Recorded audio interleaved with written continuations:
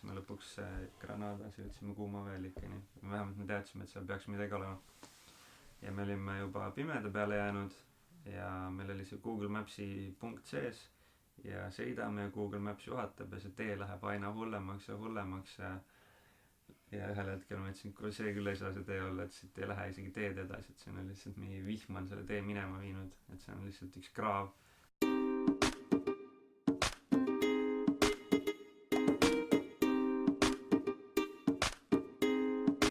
Me oleme Meri Tem ja meie lapsed on hetkel kuskil küla peal mängimas. Tegelikult me oleme jõudnud otsaga juba koju, aga me räägime täna Hispaaniast. Ja siis me üritasime teist teed vaadata sealt satelliidi pealt, et kuidas sinna võiks ligi saada. See ühel hetkel ilmus meie ette mingi auto, kes tundus, et ta läheb ka nagu samas suunas. Siis me jälitasime teda. Ja siis oli tee nagu...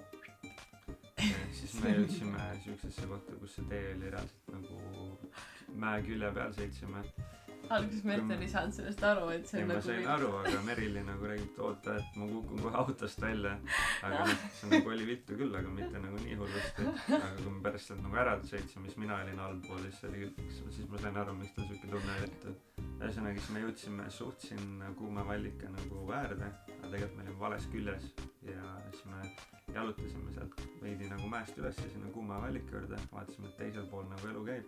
Siis ma uurisin sealt inimeste käest, kuidas nad sinna jõudsid ja siis me ikkagi saime aru, et me peame seda kraavi teed mööda sinna sõitma. Ka pärast seda kalditeed, ma arvan, et see ei olnudki nii hull enam. Kell on 8 hommikul, me oleme Granada juures. Me oleme keset põldu, ma võiks öelda, nagu näha seda vaatepilti siin.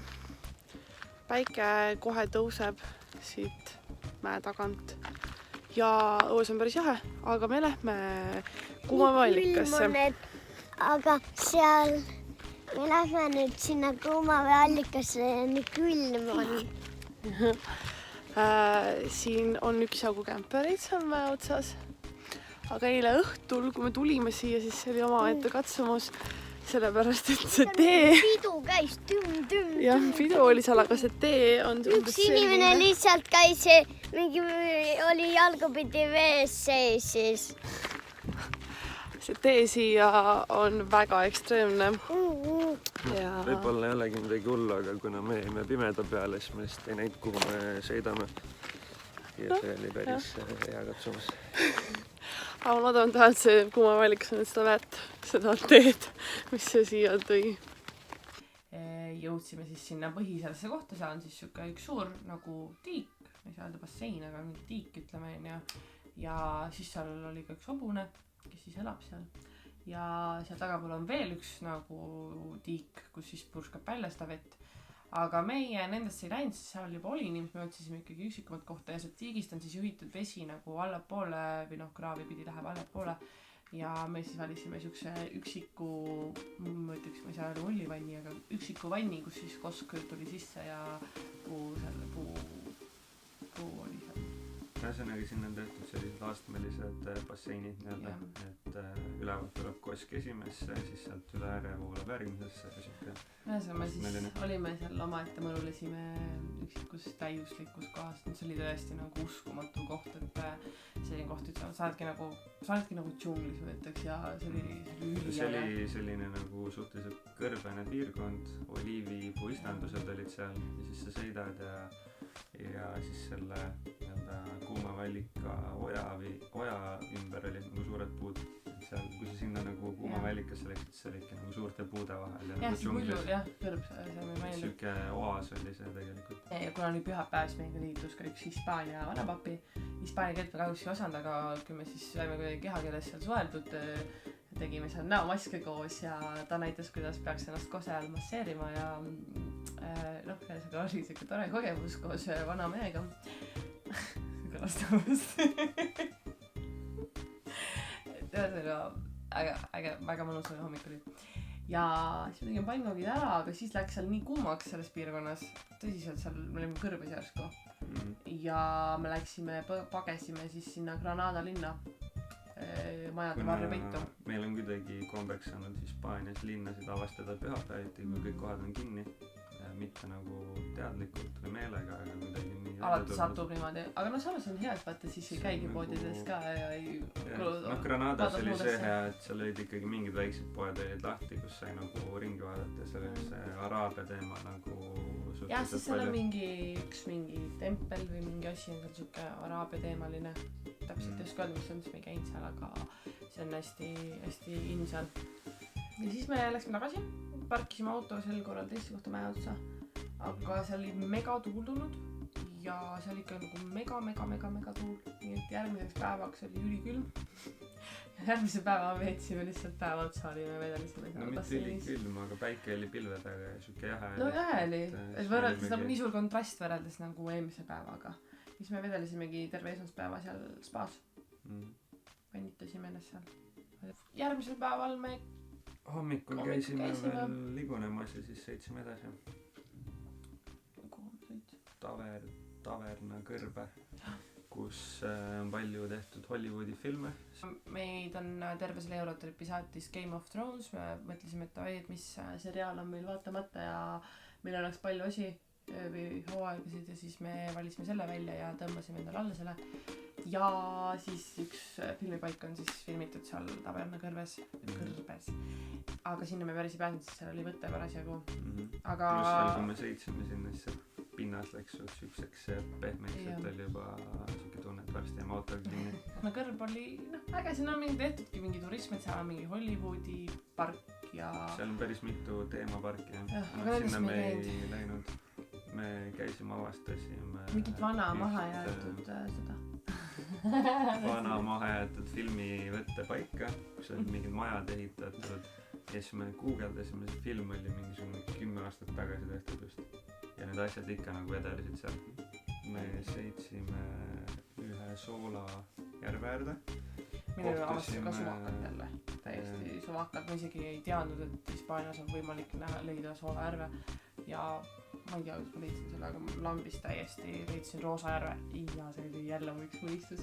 Seekord oli päris roosa oli, kohtusime ühe Eesti vanlife'i tüdrukuga, Teresaga, võrdlesime autosid, jagasime muljeid, logisesime niisama. Tal on siis bussi ehitatud barbershop, nii et tal on väga multifunktsionaalne see ja ta elabki terve talve Portugalis, Hispaanias. Et see on väga äge. Tee peal sa kohtad väga palju sakslasi ja üldse välismaalasi ja eestlasi ei kämbi ju niimoodi. Et siis oligi siuke nagu, ma mõtlesin, kui juhuslikult tõesti satuksid kokku suvaliselt kuskil eestlasega niimoodi kämpima, see oleks nagu mingi wow. Aga me leppisime kokku, me saame kokku, et see on ikkagi äge, need 2 Eesti autot kämbivad, et see on nagu äge ja siis me käisime, vaatasime hommikul seda Soola järve. See on siuke huvitav koht, kuhu Hiina turiste tuuakse bussiga vaatama. Vene turiste, kes siis seal mudas pöördavad ja ennast üleni selle sopaga kokku määrivad. See on siuke huvitav koht. Siis me liikusime edasi. Teresa kiirustas Portugali ja meie kiirustasime ralli poole. Ja oleme taas siin matkal. Matkaraadio alustab taas reede hommikul kell 30. Praegu matkale. Oleme Hispaanias. Kahele sillale, 1 ja 2. Hispaanias Chulilla või something like that matkarajal. Ja see peaks olema natuke sarnane nagu on Malaga, Marbella ja seal piirkonnas Caminto del Rey, aga kuna Caminto del Rey peale lapsi ei lasta vanuses alla 8, siis me tulime siia, sest et me tahtsime ka ikkagi mingid ägedatel sildadel ja Kailu küljes käia. Et eks näis, mis meid ees ootab. Seal oli selline rippsild üle Jõeoru, mis oli ka hoolduseks suletud, aga me järgisime kõikide teiste inimeste eeskuju ja ikkagi ei, me lihtsalt tegime, et me ei saanud aru, et see hispaaniakeelne tekst. Jah, me ei saanud aru, et see värav sinna ees, et sellest ei või mööda minna, vaid tõstsime värava eest ära. Seal käis teisi inimesi ka, et me ei olnud mingit huligaanid ja see ei olnud nagu ohtlik. See oli mägironijate paradiis, seal oli väga palju kaljuronijaid. Ja see oli päris äge, see oli nagu 2 kalju vahel org siis, kus soolas vesi ja see oli nagu kõrged kaljud. Ja siis seal all sai loogelda ja siis üks teine rada oli siis selline, kus oli siis reaalselt Kalju küljest ka see raudtee või mingi väike jäänus sellest. mis oli suletud tegelikult, aga me ikkagi pugesime sinna ja käisime mööda seda. Sest me sellepärast olime sinna tulnud. Aga see oli väga kihvt. See oli lahe. Ja siis me jalutasime sealt matkalt tagasi ja ütlesime siis, et näed Suulilla mingi silt või midagi. Siis Hugo oli mingi, et kellel on Suulilla? Et sellest sai siuke inside joke sündis. Kuuma valiku juurde läksime. Jah, Montanejos.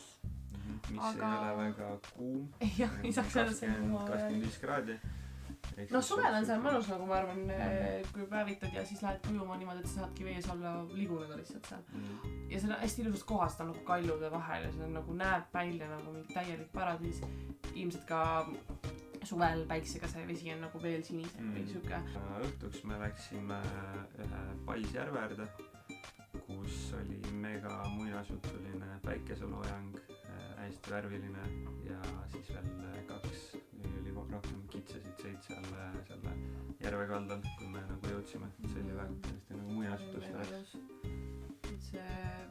See ongi see hetk van life'ist, mida me võib-olla ei saa, sa ei saa seda iial kellegile edasi anda, vaid sa ise koged sellele või niimoodi. Sa ei saa seda hetke pildile mitte kuidagi niimoodi saada, et see on nagu, see oli tõesti mega ilus. Me läksime tagasi ranniku äärde ja suht sellest hetkest nagu ilm pööraski ära, et mingi megatuul oli seal ranna ääres, vihma sadas. Siis me ööbisime ära seal, järgmine päev oli pühapäev, vihma sadas. Hispaania van life'i mõistes on see katastroof, sest et sul pole midagi teha. Õnneks me leidsime ühe Decathloni, mis oli lahti juhuslikult pühapäeval, kui kõik teised poed on kinni. Siis me käisime seal aega parajaks tegemas ja siis peale seda läksime Tarragona linna. Sattusime meeleavaldusele. Jah, kes siis teadis sellel ajal, kui me viibisime Kataloonia piirkonnas, just hakkasid need kataloonlased streikima, et viibisime nii-öelda ohtlikul ajal ohtlikud piirkonnas. Ja siis sattusime mingile keskaja turule. Meil on kuidagi nagu juhuslikult sattunud mingile keskaja üritustele. Jaa, tegelikult see tervet seda reisi on saadud mingi keskaja värk. Tavalist alati sai. Aga võib-olla see on asi sellest Game of Thronesis. Läksime Lamora juurde ööseks. See oli siis siuke koht, kus me oleme käinud siis Barcelonas 2 korda varasemalt. 1 aasta siis me kihlusime seal ja teine aasta me käisime honeymoonil seal. Kuna meil jäi esimest aastast vist nii palju vaatamata, et me mõtleme, et läheksime tagasi. Ja siis me avastasime tol korral selle Lamora ranna, mis oli siis, ma arvan, kõige ilusam rand, kus ma kunagi käinud olin tol hetkel. See oli tõesti nagu paradiisirand, kaljude vahel mingi sopikene, sinna pidi matkama läbi mingi männimetsa ja siis oligi helesinine vesi ja see oli nudistide rand vist tegelikult. Ja siis see oli nagu vau. Aga täna, kui me nüüd seal käisime taaskord, siis oli lihtsalt nagu mingi Siis oli sügis, päikest ei olnud, külm tuul oli, ühtegi inimest ei olnud, et see kindlasti aitas ka kaasa. Aitas mul kaasa, aga ilmselt me oleme lihtsalt käinud nüüdseks juba Kreekas, kus on paradiisirannad, ma ei tea, Portugalis üksikutes randades, et me lihtsalt oleme näinud liiga palju veel ilusamaid randu, et see rand lihtsalt jäi alla, Läksime Barcelonasse. Me ei plaani minna Barcelonasse, et ütles, mõtlesime, me seal käinud ja mis me ikka sinna läheme ja kuna rahutused ja see parkimise teema seal ja kõik suht asjad, me mõtlesime teha sinna. Aga kuna me jõudsime natuke liiga vara nagu sinna kanti, ütleme niimoodi, et meil ei olnud seal nagu midagi teha seal ümbrus, ilm oli kole ja meil ei olnud nagu vihmasadas tegelikult ja meil polnud midagi teha seal, et minna matkama kuhugile või nii. Me ootasime rallit siis. Jah, meil oli mingi 4 päeva aega vist rallini ja siis me läksime ikkagi Barcelona linna. Ja käisime Sagrada Familia juures, mis oli ka samamoodi, meil oli hoopis mälestused hoopis teistsugused. See on tõesti naljakas asi, et nagu, et me käisime seal siis 5 aastat, ei 6 aastat tagasi, siis oma esimese Barcelona me käisime seal ja ma mäletasin, et see oli siuke hullute nikerdustega ja mingi megakirik, nagu mäletan, see nägi hästi uhke välja ja siuke, et ta oli küll siis tol hetkel hästi mingites nendes ehitusvõrkudes asjades, aga mul oli mälestus oli sellest, et see oli nagu vinge. Ja kui me läksime seda nüüd uuesti vaatama, siis see oli lihtsalt nagu mingi käkk minu meelest, see polnud üldse see, mida ma nagu ette kujutasin, ma ei tea, millega ma teda sassi. Ja siis me saime kokku oma väga hea sõbranna Birgitina, kes siis on hetkel Erasmusega elab siis Erasmuse kaudu elab siis hetkel Barcelonas ja siis me käisimegi Piritiga söömas ära. ja siis läksime auto juurde tagasi õhtul. Oli juba pimedaks läinud ja kui auto juurde jälle tagasi jõudsime, oli kergendus, sest et autoga oli kõik okei, keegi ei olnudki sisse murdnud. Siis me puhkasime autos, viskasime korra voodisse pikali mingi 10-15 minutiks, mõtlesime, mida me edasi teeme, et kas me jääme sinna ööseks või sõidame kuskile mujale. Ja siis juhtus siuke huvitav hetk, et mingi mees otsustas meie juhi uksest tulla sisse ja hakata seal natuke ringi vaatama, et äkki midagi huvitavat jääb talle näppu. Ja siis kui ta sai aru või kui me nagu tegime talle selgeks, et me oleme ka seal autos onju, et nagu ei ole vaja tulla, siis tal oli kiire minekut teha. Räägib nii viisakalt seda ilma emotsioonita. Põhimõtteliselt see oli siis niimoodi, me lamame seal voodis ja keegi teeb järsku ukse lahti. Või no tähendab, kõik käis nii kolini huugami, et mis see oli, noh mingi kolks käis ja me olime kõik mingid, meil ikka autos vahepeal mingid asjad kukuvad kuskil või noh allpool kas või mingi kast vajub või midagi siukest. Ja siis ma nagu laman voodis, ma näen, et see uks läheb lahti ja mingi must kogu nagu kummardub sealt sisse ja siis saad nagu, et oota, aga Merten on mu kõrval, et sa ei saa Merten olla. Ja see tunne seal sees, Hugo on ka mingi, mis ta oli oma voodis, siis ta tuli mulle kaissu ja tal oli adrenaliin põhjas ja see oli nagu hirmus. No kui keegi tuleb sulle koju lihtsalt nagu keegi võrs inimene ja hirmus jah. Siis me läksime sealt minema. Joppas, et ta nagu ust katsus, et ta akent sisse ei löönud. Ja siis me saime aru, et okei, siia me nüüd küll ööseks ei jää. Sõitsime sealt parkimiskohalt ära ja umbes mingi 5 autot edasi meie kõrval oli ühel autol juba akent sisse löödud ja signa töötas ja tuled vilkusid. Sest meie auto läks remonti. Sest et ja meil hakkas auto plärisema kuskilt sealt kapoti alt. Ta hakkas tegema helikopteri häält. No kellele kuidas onju. Et hakkas plärisema, siis me lasime üle vaadata. Suvalises kohas täiesti keerasime sisse läksime. Ta ütles, et tule homme tagasi, et ma täna ei saa vaadata, et ma pean natuke lahti võtma seal. Siis järgmine päev läksime tagasi, siis ta vaatas, ei võtnud midagi lahti, vaatas korra, ütles, et jah, et sul on, et kett on vaja välja vahetada. Et vaata, mul on siin töökohas sees praegu üks täpselt samasugune auto, millel kett läks pooleks ja mootor on põhimõtteliselt nagu õhtal, et tuleb välja vahetada. Et selles mõttes meil läks nagu väga hästi, et see kett nagu hakkas märku andma endast, mitte ei läinud lihtsalt pooleks kuskil. Me olime ilma koduta ebaturvalises linnas, kus me olla tegelikult ei plaaninud ja ei tahtnud. Ja see oli järsku mental breakdown. Siis me olime, kui me sealt ära läksime tööga, siis me ei teadnud, kus me ööbime. Me võtsime Airbnb-st ühe korteri ja siis me ei saanud seda host'i kätte. Ehk siis meil oli nagu ööbimine võetud, aga me ei saanud sinna minna. Ja siis Airbnb abiliiniga õnneks saime nagu selle tühistatud. Saime veel lisa voucherist selle struggle'i eest. Ja siis me saime uue koha, saime õnneks sisse sinna, kõik oli chill. Me õnneks leidsime toa endale, kus me saime olla. Ja siis me terve järgmise päeva vedelasime voodis. Vaatasime Game of Thronesi. Kuna me olime tegelikult ikkagi nagu juba mingi 2,5 kuud iga päev midagi avastanud, käinud kuskil, liikunud, lastega toimetanud, siis oli päris hea korra nagu lihtsalt olla. Palju õnne sulle. Palju õnne, kallis Hugo. Palju õnne sulle. Hurraa! Sul täna sünnipäevast saad 5-aastaseks. Siis jõudis kätte Hugo sünnipäev. Hugo sai 5-aastaseks. Me ei öelnud talle, et tal tuleb sünnipäev. Hommikul äratasime ülesse ja ütlesime, et tead mis, sa said nüüd 5-aastaseks. Laulisime talle ja ärkis. Ta oli väga õnnelik. Ta ütles, et minu sees on tal nii palju rõõmu ja vaadake, minu alad on nüüd 5-aastase jalatööga kasvasid. Mul öösel kasvasid suuremad jalad, et need on 5-aastase jalad. Nii nunnusid tulid südamest. Aga eelmisel päeval me vaatasime ühest pagariletist lihtsalt niisama, vaatasime kooke, et hommikul kook sulle meeldiks ja siis Siges tõi poest talle selle unistuste koogi, mis ta endale välja valis. Ja see maitses talle nii palju, et ta sõi põhimõtteliselt mingi enamusest tordist üksi ära ja siis pärast oksendas selles. Proovida see. Aga vali siis selline välja, mida sa ühel sünnipäevaks tahad. Nagu nii, aga tahad seda ei ole kõikida. Seda. Seda on väga välja. See on lähedam. Selline.